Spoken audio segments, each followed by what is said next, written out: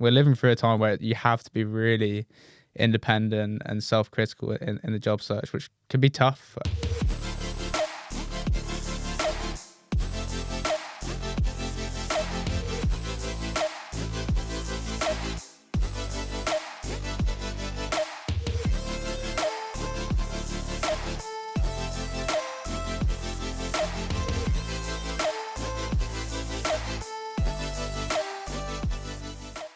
Peter, welcome to the show. You are the CEO and founder of The Graduate Guide, a business and podcast that helps graduates transition into the professional working environment. You yourself are a relatively fresh graduate, graduating last year from UCL. You went straight into the world of entrepreneurship. Tell me in your own words what the Graduate Guide is. Well, thanks for having me on, first of all. The Graduate Guide, it started off as something completely different as what it is now. I say now it's really trying to solve what is, I believe, a UK career crisis through the power of community, both online, in person. And I think really we're trying to educate and give awareness to all the different career options and routes you can take in this weird and wonderful world we're living at the moment. And really supporting people in not only getting that dream job, but getting experiences, going to events, listening to people and angles that you've just never heard before in the early careers world. Yeah, I'm sure I can relate to a lot of the maybe older stories. I'm a little bit older than you, of when I was looking at graduate jobs or sort of looking at my first roles out of university. Which elements do you think are in need of breaking in that sort of going and leaving university and kind of that shock of going into full-time employment? What elements do you think are there that are needing to be solved? Well, I think it's probably on both sides, right? So you've got the student side and you've got the actual employer side. And I think if we're really honest, like, we've been getting away with murder for a while in the early careers world because, recruiters, commission-driven business, there's a lot of people that they want to get people into work and don't really care about where they end up or where their journey goes. And I think on a student side, they've not really done enough to think about what they actually want to be in a career sense.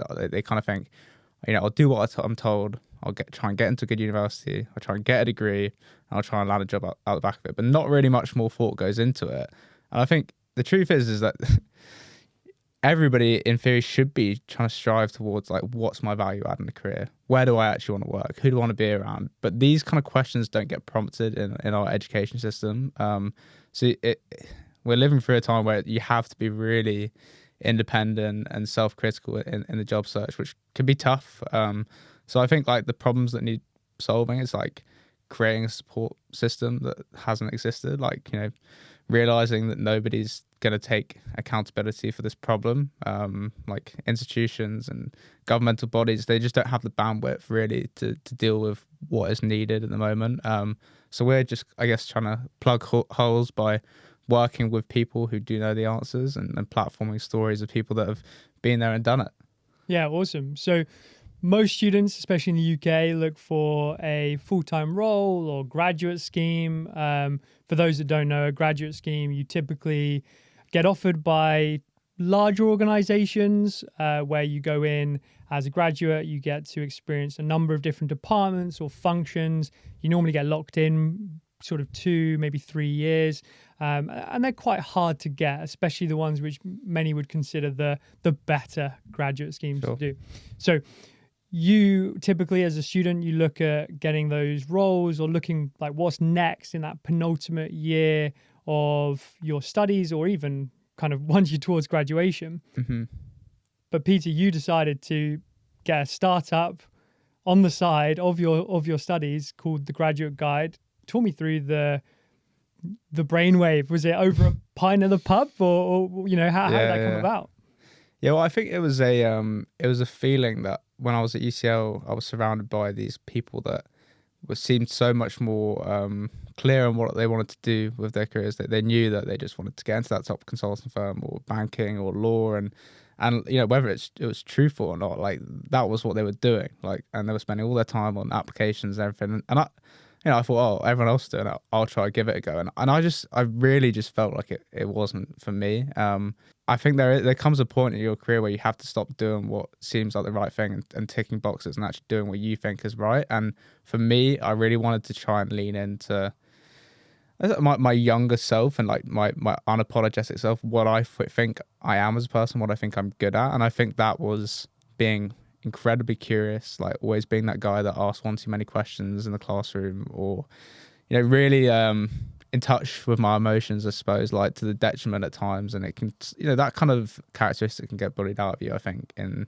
your teenage years where you really care about stuff. And I think I wanted to try and reclaim that and feel like I really cared about something and ask, lean into my curiosity. And I think, there was no podcast name, there was no idea more than I was actually at a pub. You said I had a bit of Dutch courage, and I saw my old head boy from my primary school, like 4 years ahead, and in conversation with him, I just found out that he had built a company out of university and sold it.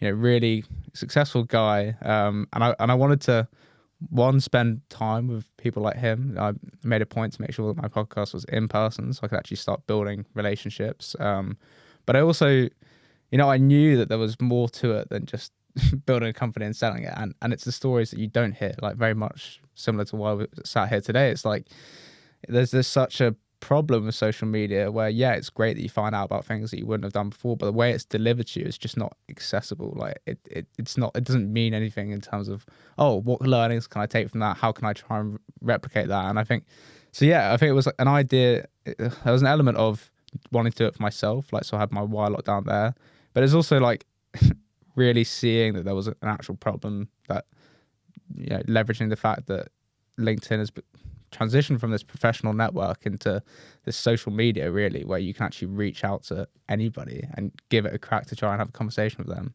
So that's why the Graduate Guide was born. It was those two things working in harmony.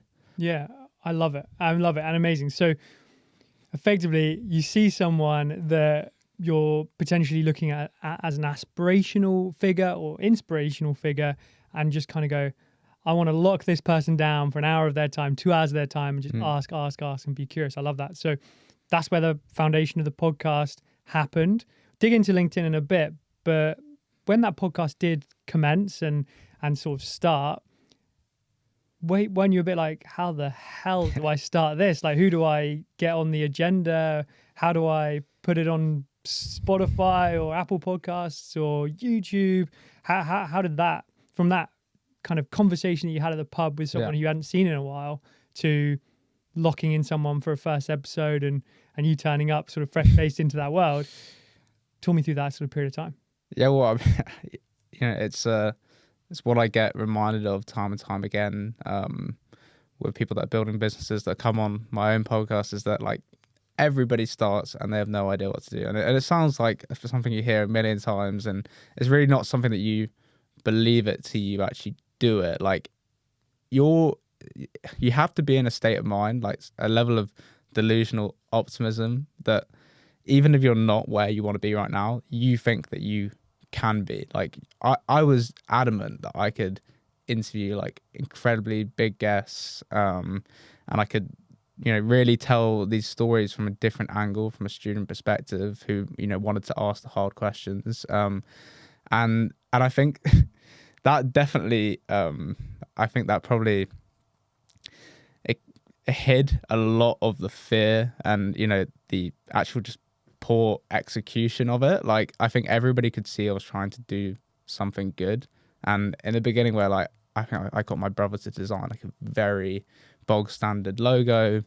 My first one, I actually found a room in my university, like just a classroom with like a very budget setup, thinking that, that's what you're meant to do, right? Like, I wasn't, to be fair to myself back then, I wasn't really to know how I was meant to do it properly. But, there is an element of, I think, everybody that came on in those initial stages and took that chance on me when there was no like personal branding to get out the back of it, or no, clips to get for themselves. And it was just genuinely like a willingness and a desire to help our cohort, like the younger generation.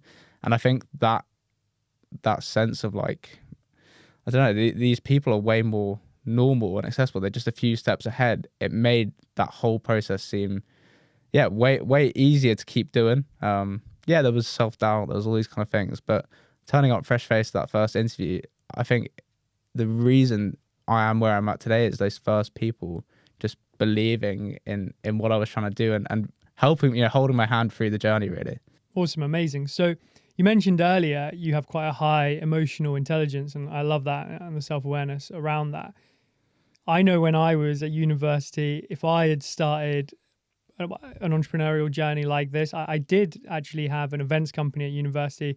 I think it's a bit more standard in the sense of people were up for having someone who was creating events and partying, etc. But something like this, it puts yourself out there quite significantly, especially when it's a case of I am trying to build something and grow something that helps my direct peers, my neighbor, in my sort of same cohort, as you said. How did you find that initial few episodes when you might have been getting a bit of ribbing at the pub or with your mates and sort of battling through that? Or was it all support? How was that? So I think I'm a big believer that you can't really start doing anything in your career until you have your personal life ducks in order.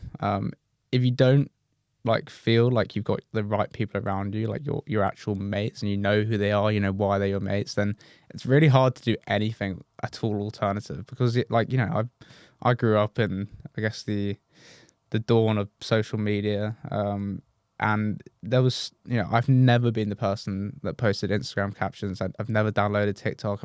I've just never been a adopter of social media, purely because of, I think, social stigma, like cringe and everything. But I kind of, I just said to myself at the time that everybody's trying, they're trying to build their career in their own way. And this just felt like the most me way of doing it. And I think knowing that, people might take the piss, but ultimately everybody says, like, when they start something, you'll be the person they take the piss out of. And then later on, they'll be asking how you did it.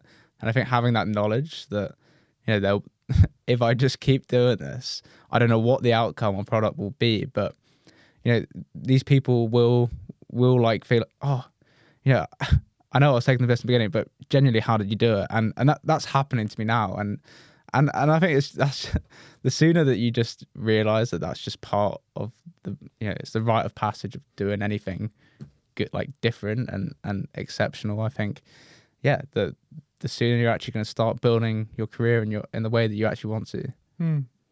So let's take it back. Let's take it back a few years, maybe even over a decade. Let's talk about your childhood.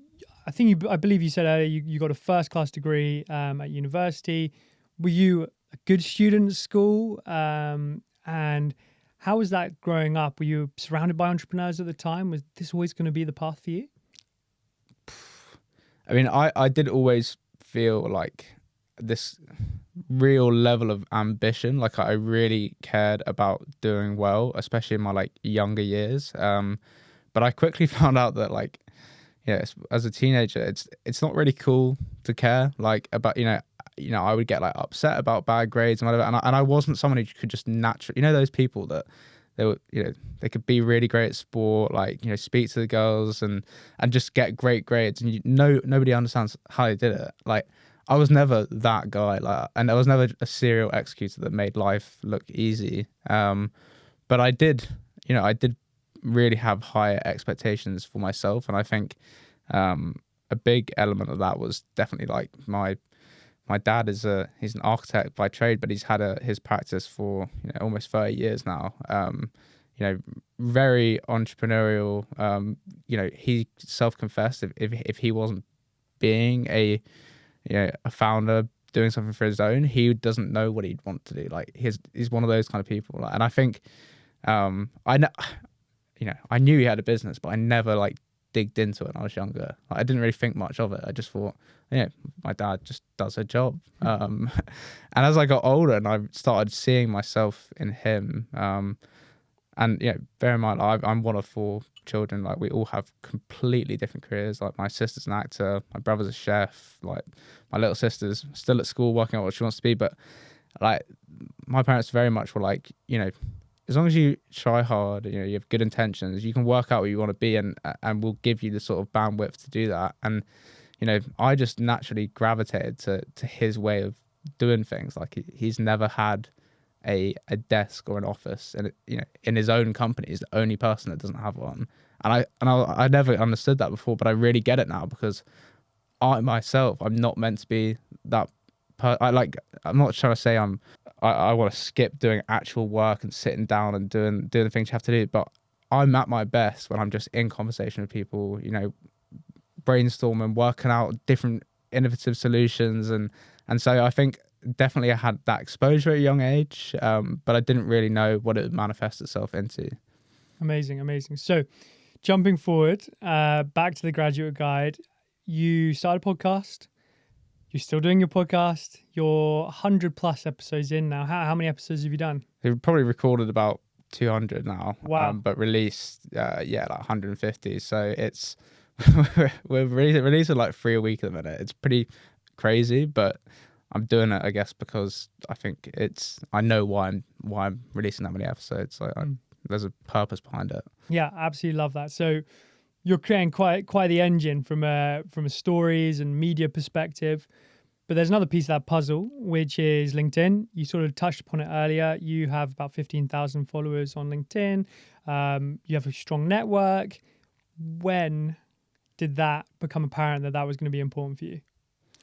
So as a student, I think you open up LinkedIn and you see emojis flying everywhere, successful people congratulating other successful people, personal branding gurus.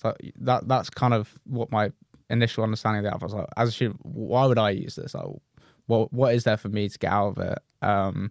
So I definitely, I didn't always see what it has now become to me. But I think there's been a lot of change on the platform in recent years, and I think I'm just lucky that I've been sort of riding that wave, which is that you do genuinely get rewarded by telling your story, or taking learnings from something and portraying them in your own authentic voice, and it kind of gives you this this reputation prior to having a conversation that you couldn't generate literally any other way, especially in a professional context. Like sure, Instagram, TikTok, you can let people into your life, but this is like really letting someone into your mind, your mind for business, how you build relationships, how you tell stories, and I think now, like, it's, people ask about why do I get a guest on, or what's my outreach method, and it's so cool because and anybody can do this. You can walk down a street, like for example, we're recording an amazing studio in Cube, and I got here and I'd never heard of it. Don't know how, but I hadn't, and I thought, oh, I'll look up who's the man behind this, and I saw the founder, so I connected with him.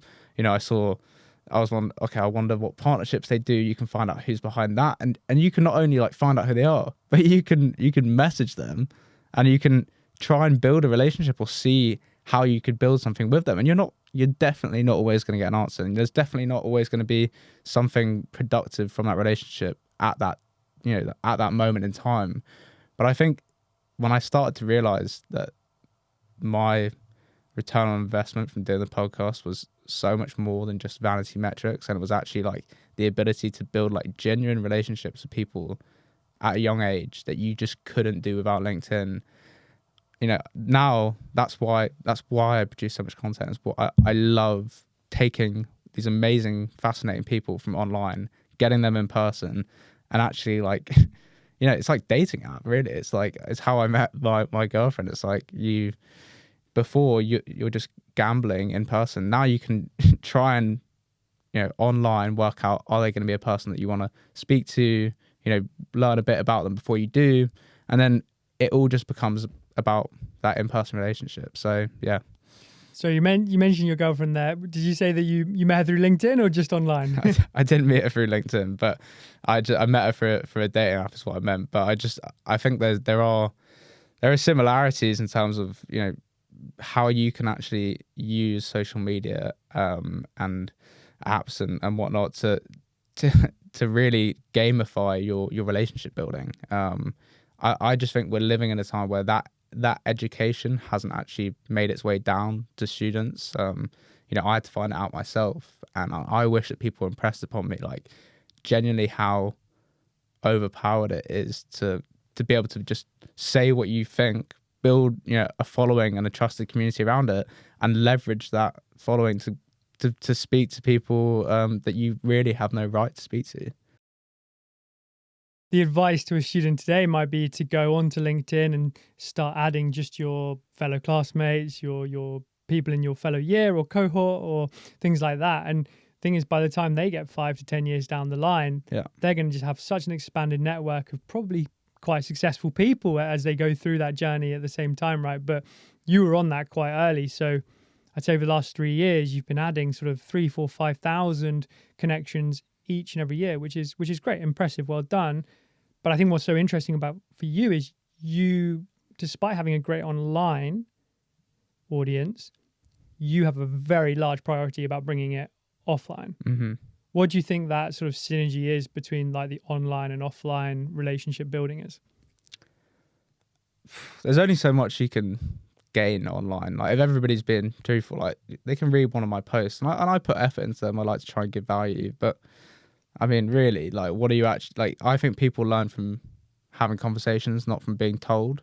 So you need to facilitate an environment in person where people can, they can take something from online, but they can really, talk about it in a way that just isn't possible over texting or whatnot. And so I think, there are a lot of great companies trying to do, there is this big focus on community. And I think it's become one of those words that people just say and they don't really know what it means. But I think my understanding of the importance of community is, and that in-person connection is, it completely dictates your threshold to actually do anything, what I said like earlier, like alternative, or, really, if you're just trying to build something online or you're just trying to build something on your own, it's incredibly difficult. But if you have that, somebody messaging or commenting something on your post, like, keep going, that's, you're doing a great job, versus like having that conversation with it, they're actually articulating why what you're doing is needed, and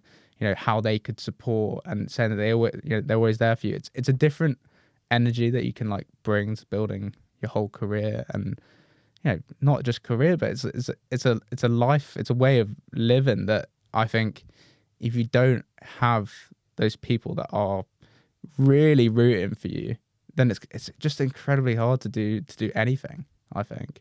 So interesting. So you yourself this year have gone full-time on the Graduate Guide. At the moment, it's a media platform. You educate, you inspire, you in your own right are aspirational, and kudos to you. What's next? What's next for you, and taking this forward? We were speaking a bit off camera. You've got a few very interesting collaborations coming up. What's next for the Graduate Guide?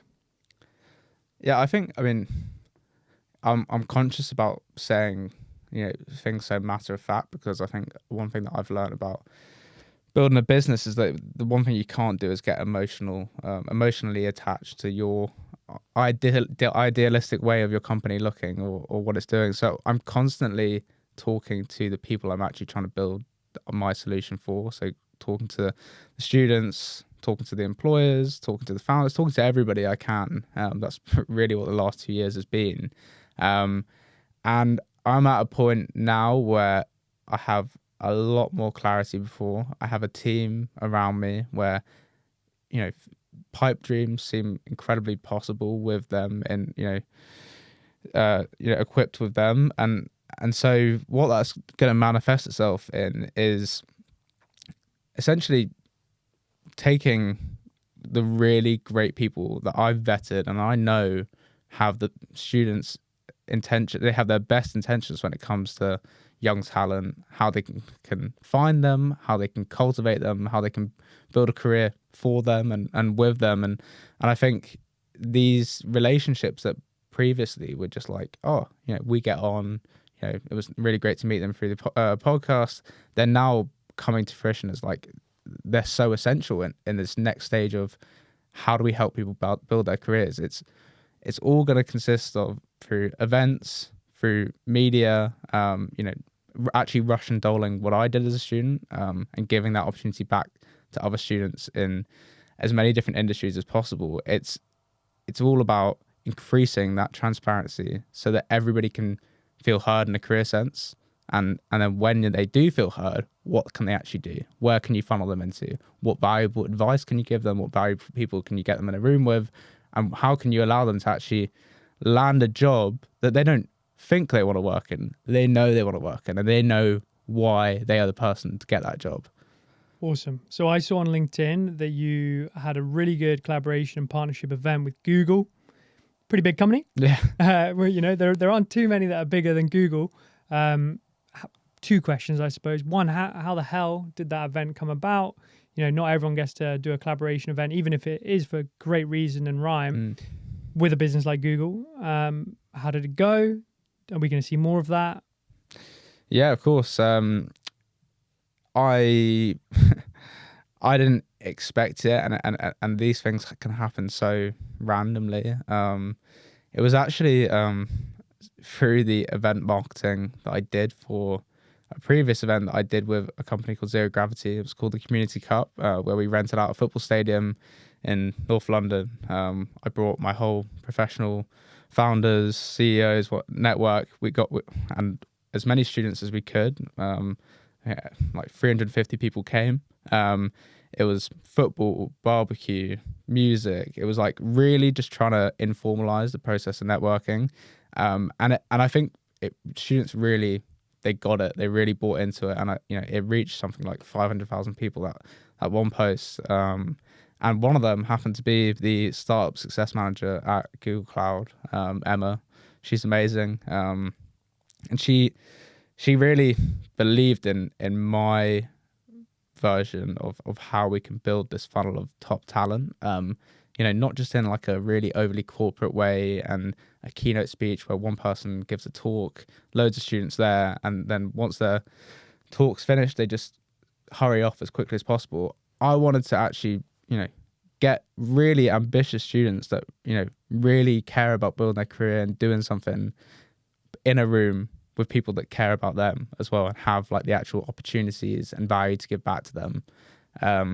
So yeah, that event was the first of many. We've got a big one, I don't know the release of this podcast, but it's either happened or we've announced it, where we're doing a series of events to upskill students that want to build companies and build them on Google Cloud, in their startup hub, with the best team of founders and experts in different niches that we think are important for students to know about, and then allowing them to actually pitch their sort of infant startup ideas and get some funding for it, which is like, it's the coolest thing to be doing at 23. Like, and I feel incredibly, sometimes I'm like, what right do I have to actually be doing this or working with this company or assessing people on whether their startup's going to work or not? But I think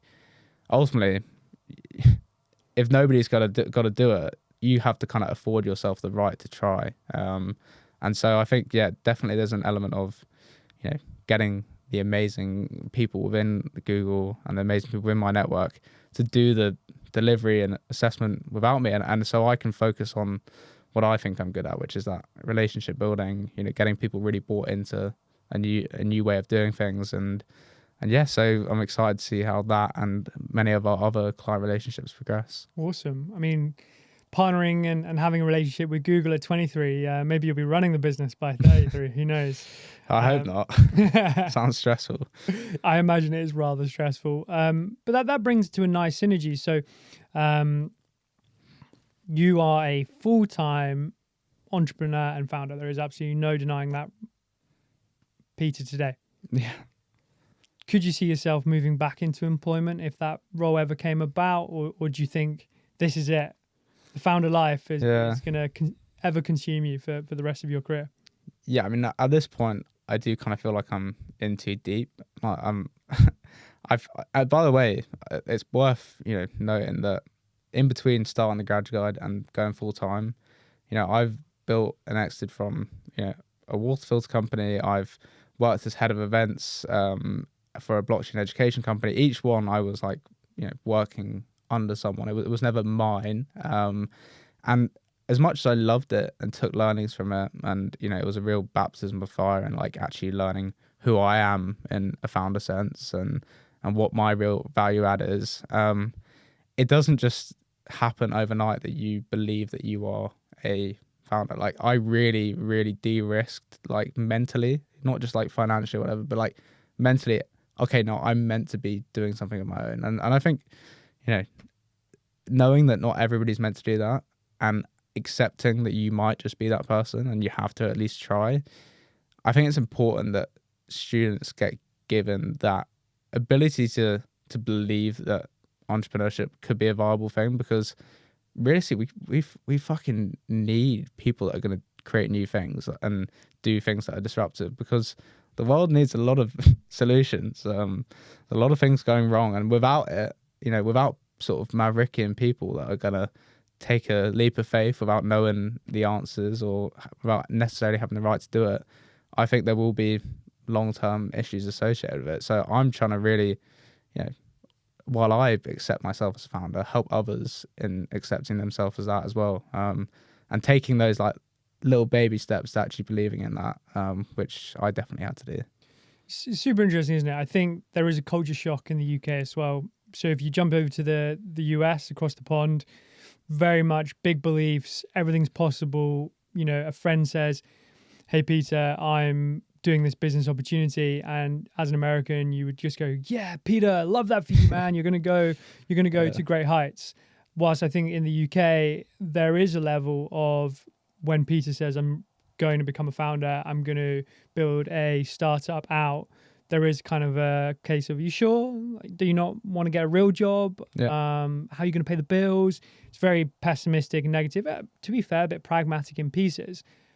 But I think if you can get the youthful naivety to some aspects bought into the idea of partnering with a Google Cloud or onto that entrepreneurial journey, maybe that's where it starts. So how are you finding the ones and twos and tens and 20s of incredible students that you've come across that you have conversations with, and their sort of mindset towards entrepreneurship? At the moment, I think it does get glamorized, like the quick wins in entrepreneurship, which, by the way, are just not true. And I think a lot of students see entrepreneurship as a dream, like lifestyle choice. Whether they are meant to be one or not. And I think like that just cannot be your mindset going into it.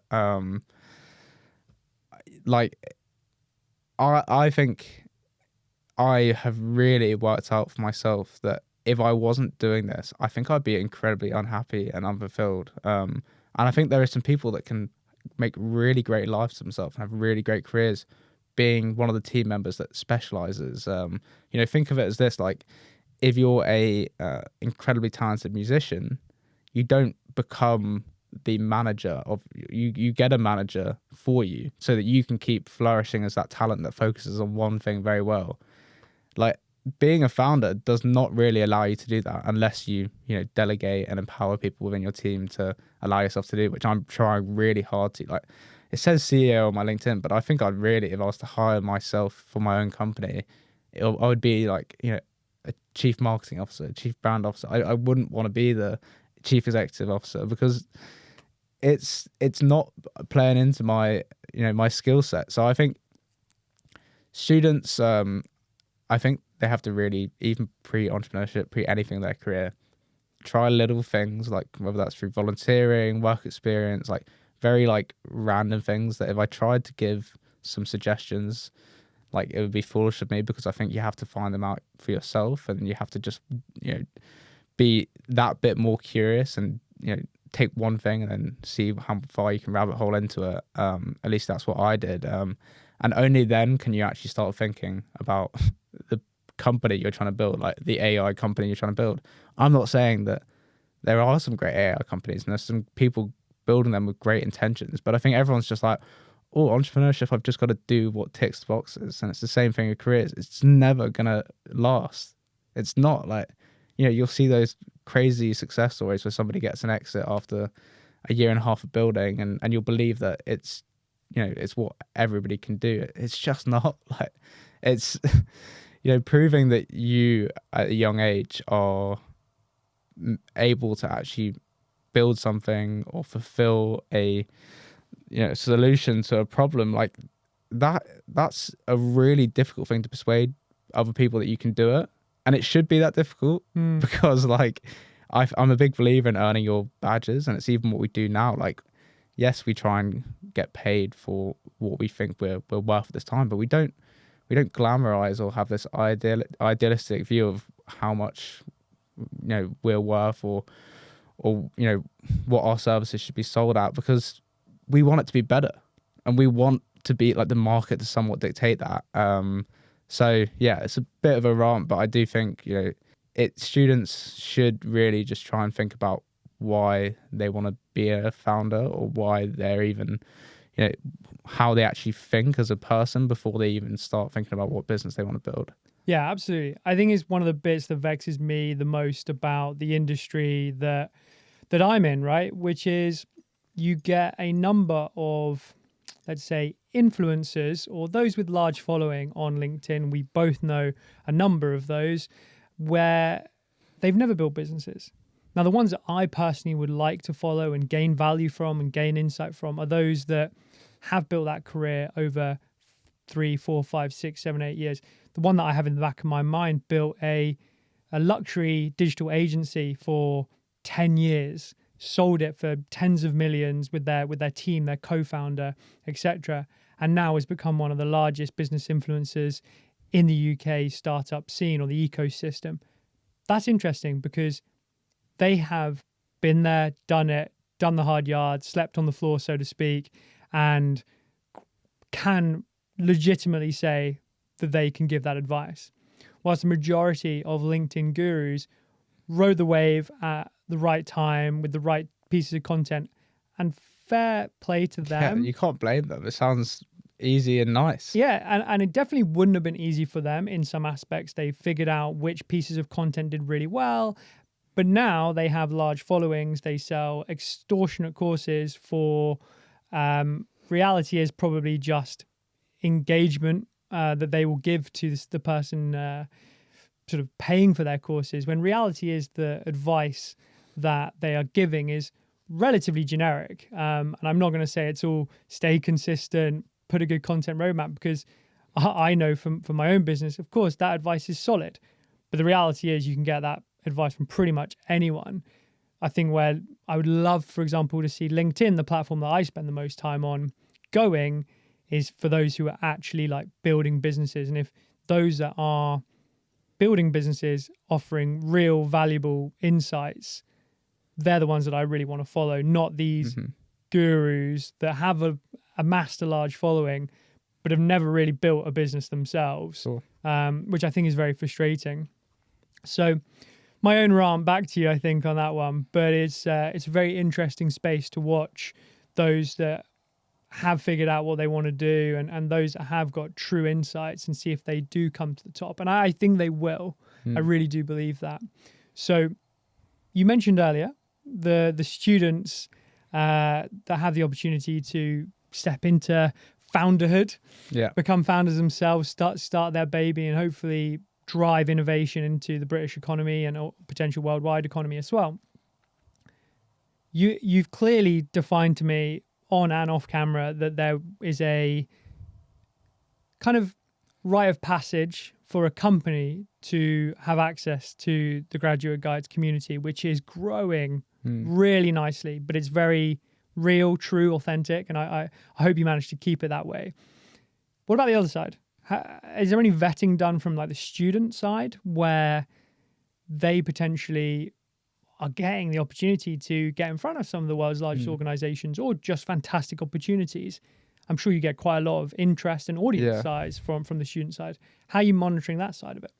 Yeah, it's a good question. I mean, it's to be honest, yeah, it's the most integral thing, right? Like to the success of any of the ideas I've got is how can you how can you do better what companies are struggling to do in terms of actually giving people that ability to portray themselves in a way that this job market is not. You know, the CVs are becoming outdated, right? Like, I mean, they already are. I think, and so we're really like striving towards new ways of showing yourself as a standout person, and I think for me, I want to shout out a really cool company, which I think we've got some really exciting things that we could be doing with them in the future. They're called Visi. They have created like a alternative to a CV where it's completely focused on things like, skills tests for emotional intelligence, and it's focused on, say on your CV, it's all about taking something pretty mundane and small, especially in early careers, and trying to like add numbers and stats and all these things that glamorize that role that you did. This is about taking a project that you did, big, small, stupid, failure, whatever, and really like pulling out the learnings and why how that's made you a person that's better for the role you're trying to apply for. And I think, there is an element of, okay, what about the people that haven't done those projects yet and just missed the boat? Do you completely rule them off? No, I think it's all about giving them the means to actually go do these learnings and failures and all these kind of things, and then giving them the guidance on how they can storytell and showcase them very well.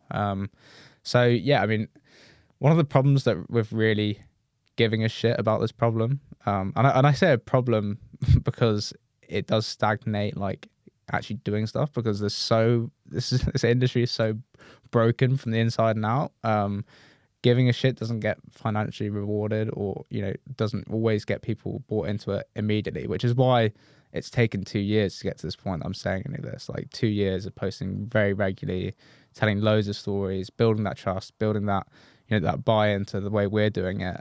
And so I think it's an element of how can you equip students with all the information that they need on a company or a community we're building. And if there's a quality on that front, if everybody has a quality of information, then you can actually be critical about what they are not yet doing as a person, if that makes sense, right? Like, at least you can say that. And I think that's where, jobs are not doing that. They'll put a very bog standard job description on a job platform that everybody will try to apply for the same jobs. And it doesn't allow for any deeper understanding of what the role is, why that company, why work with the people within that team. Whereas we're trying to tell the CEO or the founder or the chief of people or anyone within that team, tell their story really authentically, really candidly, give them the information on how they got to where they got to, why people in their team got to where they got to, and how a student can actually like resemble that. So yeah, it's going to be difficult, but I mean, it's just I just love it, to be honest. I think it's such a fascinating problem to solve, and I definitely don't have the answers, nor should I. This is going to take a long time, but I've got my youth on my side, so I'm willing to give it a crack. Yeah, love that. I mean, I remember when I was looking at grad jobs for, as you said, the accounting firms, consulting firms, tech firms, etc. Felt quite generic job descriptions were put online on pretty big job boards. What and how are companies going wrong today? Because I feel like they're probably still doing that. Yeah, I mean, do you know what? It's crazy, and I'm not going to say any names or companies, but you've seen my content on LinkedIn. It's got a certain style that that I've liked to just tell stories how it is, and the podcasts have by and large all been really authentic and genuinely been getting like sides to people that you never would have seen. But then when it goes to like their HR or like employee branding team or whatever, like it's like they to me it kind of feels like they've not even listened to the podcast, like they've not even heard they just default go back to what's our brand language, what's gonna like I don't know. I genuinely don't know if they think that's how students like to receive information, or it's so deeply rooted in corporate culture, or that you know, on the flip side, I've had the managing director of the Sidemen on. I've had the COO of the Fellow Studios. I've had these companies that are not traditional big corporates, but they are probably like some of the most desirable companies to get into right now. You know, even like your Flight Studios, I've interviewed a bunch of the team there. It's like they are doing so well at actually just like doing like employee generated content. You know, all these new things that I think are just like an amazing revelation for, you know, companies and how they brand themselves. And it's still like, it's just, you know, I think it's a bit wishful thinking and think that corporates will ever be as transparent as those companies, because there's always going to be the next generation of corporates, right? Yeah, exactly. Yeah. You get a student who has just been fed a level of information for 3-4 years, and then they receive the same type of branded corporate language through job descriptions, etc. That's got quite a impression on a student's mind, which at the time is still pretty open and fresh. Yeah. I 100% am with you. I think the next generation of students want to go work for Fly Studio, Sidemen, are looking at YouTube, are looking at online creation, and gaming, whatever that industry may look like. Yeah, these are real jobs and real careers, by the way. Like, and they pay really well. Yeah. And the reality is, whether that be anyone from accounting to marketing to video production, finance, operations, all of those roles are no different in that more interesting to many. Not everyone. I'm not saying your big consulting firm isn't interesting, but same type of roles. The reality is, one of them is going to get the high quality talent and the new breed of new wave of talent, right? And the other one isn't. It's just something's got to change. Otherwise, those large incumbents will start to falter. Yeah, and they already are. With that talent barrier. I mean, I know for a matter of fact in B2B organizations, let's say in tech space, in the tech space, even those 10, 15, 20 years into their career, one of the first things they'll do post looking at a job description is digest the content of that hiring manager, that CEO, have a look if they're posting about the mission, the vision, the values of that business. You know, which one are you going to be more pumped to join? The ghost of the, you know, the what I always like to say, the egg profile on LinkedIn. Their profile picture is an egg, and they've not posted because, you know, they maybe don't see the value in it, and maybe they don't need it to a point for sales or partnerships.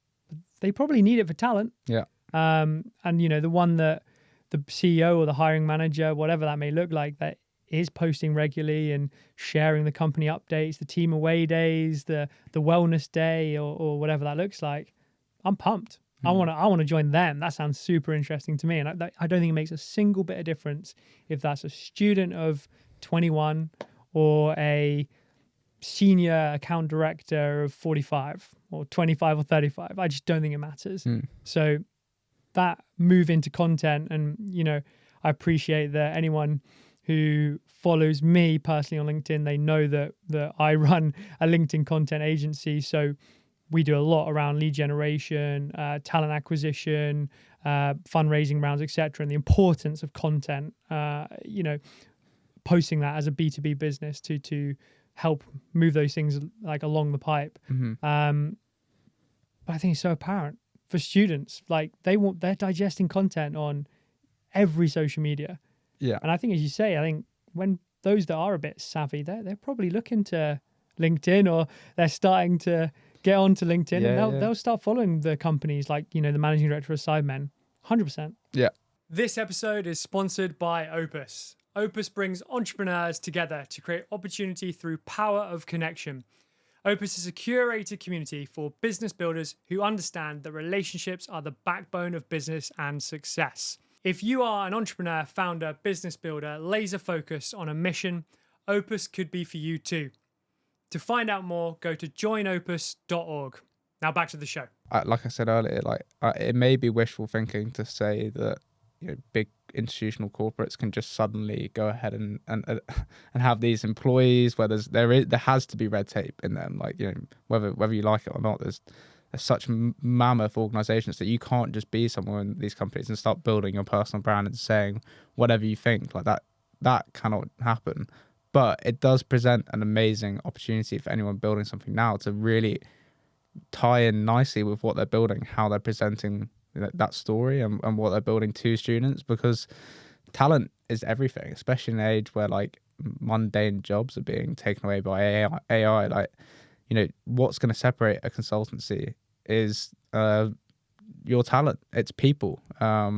So given that it's more important than ever, I think companies should really be looking at this space and watching why the companies that are doing so well are doing well. Like, and we've mentioned Flight Studio a lot, but loads of other companies like Lux Collective or whatever company you want to say, like, they are so active and out there and so transparent from the founder to the from the top to the bottom, that everybody knows why they'd want to apply there and why they want to work there. And it's going to attract us. It's going to attract us. And yeah, it's something that we're building a team ourselves, and I'm very conscious of. And yeah, it's how can you empower people that they've got all the basic skills, and they're very clever and cognitive and whatnot, but you need to give them the empowerment to actually like flourish and develop those skills in your company as well. So the more you can show that's a possibility in that company, that's another something really powerful that LinkedIn offers. Awesome. And we've been talking about team for the last few minutes. Let's talk about your team. You have a co-founder. You referred off camera as that she was a serial executor. Yeah. And that is execution of work and business. She isn't getting her axe out too often. But run me through, how did you meet her, and how was that formulated to allow you the freedom to do the bits you enjoy, which is the marketing bit? So I met Marlene. I've, through the last 2 years, tried and failed, and and things have worked within it to empower students to work on behalf of the graduate guide on a part-time volunteering basis, and giving them the ability to rush and dole like what I've done. And students, they like to say they want to do something, and then whether they actually do it in practice is a whole another thing. And she was one of the 3 people that I hired at the time. And she just bought into it so much, always looking to reach out to people, host amazing interviews, get better as a host, all these kind of things. And she was an LSE, then masters at UCL and entrepreneurship student, like very switched on, incredibly academic, but just a really lovely, relatable, nice person. And what started off as like, that relationship, it quickly became apparent that we were friends to start with. Like we would want to spend time with each other, but she was like an anchor to my creative, sort of ADHD like behavior, where I just get, attracted to the shiny things and really want to like see what I can do with it. She would, in the beginning stages, like question why I was doing that, or, ask about the practicality of executing it and my bandwidth to do it and all these kind of things. And, very quickly I was just like, okay, now that I want to go full time on this, if I'm going to do this, I need her. Like, not a version of her. I need actually her, which is a cool thing to say. Shout out Marlene if she's listening. But like, even my producer, like, she's like my mum. Like in a business sense, like, yes, she knows how to produce on camera and everything like that, but there's so much more to it, and I can't even like begin to explain like, or bore you with the intricacies of why personal relationships and intricacies within team are like essential. But I know solo founders, and I just don't know how they do it. Like I really don't. Kudos to them. But I mean, the team we're building it's all about me being incredibly self-aware about what I can and can't do. There's some that are more glaringly obvious than others, like design and production, all these things, and finance and accounting and law. Like, I'm very happy to come on here and say that I'm not those, because unlike a lot of other 23-year-olds, I can say what I can do, which is what I think makes a team work. People knowing what they can do and executing on it. Love that. The graduate guide clearly has a long and hopefully successful journey ahead of itself. One thing which every founder has to consider is personal income and making sure that rent is paid. And I'm sure you are an ambitious guy in your own way. I'm sure that means there is a level of financial remuneration that you care about to a point. How are you paying yourself right now with kind of the focus being around community aspect, and sort of how are you looking to survive whilst you build the community out? So there's two ways. One is, like I mentioned earlier, like I did de-risk entrepreneurship as much as possible. So from the previous company, and even like, I took a very well-paying grad job, working on events, putting them on in the UK and the US, like, working for someone and earning an income that, I could save at the time. And that gave me a little bit of runway, not much. I needed to make sure that I had some clients that could give the business some runway, some capital, just like, just so you can pay your wages on time and things like that. But the other thing, and I'm not going to sit here and say that I've not massively benefited from privilege, because, I think there's loads of people that have privilege, whether that's purely monetary or the ability to live at home or whatever it is. I think one of the biggest superpowers that you can give yourself is identifying what privileges you do and don't have. And if you really think you could give something a crack and you can prove to others why you're the person to do it, there's an element of pulling all that privilege together in one big go and knowing that the outcome, you have that safety net of like, okay, I've probably got some skills here that can land me employment better than the one I was in before anyway. So, some people will tell me off for saying, like, I'm not 100% convicted to this bit having to be the thing I do for the next 5 years of my life. I really want this to work, and I really want this to be a fruitful company that helps a lot of people. But I know if it doesn't, I am already separated myself from any other 23-year-old. And that's not even being arrogant. That's just like the truth of doing entrepreneurship at a young age. It's so fucking chaotic, and you learn so much about yourself. And I can say everything with like genuine confidence that I think it and believe it.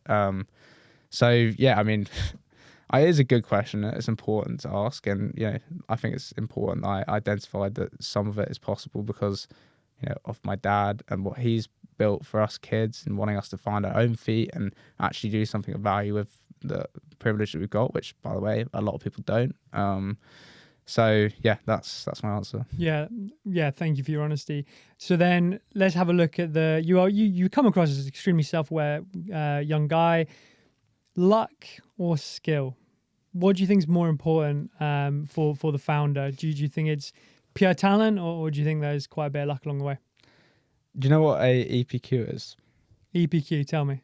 It's like one of these sort of extended project qualification. Yeah, so something you can do like in addition to A levels, where it's basically like a dissertation before university. And my question that I did was literally, successful people, or people that have achieved success, like, was it their like contextual factors, like was it their environment, or was it just complete luck or skill, or what was it that made them successful? So I've always really, I even ask it every episode of my podcast, like, what do you define as success in your own career, and how has it changed? That EPQ, I did, so random, I don't even know how I ended up in this, but I did it at one historical figure that people won't know, because he was like the preceder of Martin Luther, the guy who like basically birthed Protestantism. I did it on Gordon Brown. I did it on Jack Ma and Oscar Pistorius. So like just really random people. And I digged into, was it the fact that somebody had done something before that made their success more viable? Was it just like a genuine skill that was like so incredibly good, and if it wasn't in that business, it would have manifested itself in another way and they would have had success? Like, it's such like a impossible question to answer, but I think by being really fascinated in why people have achieved success and knowing that it's actually somewhat possible, even if it feels like a complete pipe dream at that time, I think that the people that have achieved success have either manifested that for themselves, that feeling that it's possible, or they've done so much research into the people that have preceded them that, it almost becomes an inevitable outcome that they're going to build something in that space because they've proof tested it so much. And yeah, I mean, I didn't write that in my APQ, but I think that's my like, what, 5, 6, God, yeah, probably 6 years now. Understanding of the same question that I've been trying to tackle since I was 17. Super interesting. You've been looking at that for so many years. So, Peter, that wraps today's episode. Where can people find you if they want to find out a bit more about you and the Graduate Guide? Yeah, well, I pretty much document my whole life on LinkedIn at this point. So you can see me on there. I'm pretty active. We are trying to do the Instagram and the TikTok and, you know, YouTube, and, you know, my producers, you know, doing a great job at that. So you can see all our content on there, but really, like, keep an eye out for what we've got coming up on our announcements on LinkedIn soon. Like, we're really trying to create a whole new way of how they can engage and find our content and our events and everything in a whole, you know, new accessible way. Awesome. So that's Peter Wood at The Graduate Guide on LinkedIn. Yeah. Peter, you have been my everyday founder. Thank you so much. Thanks so much. Pleasure being on the podcast.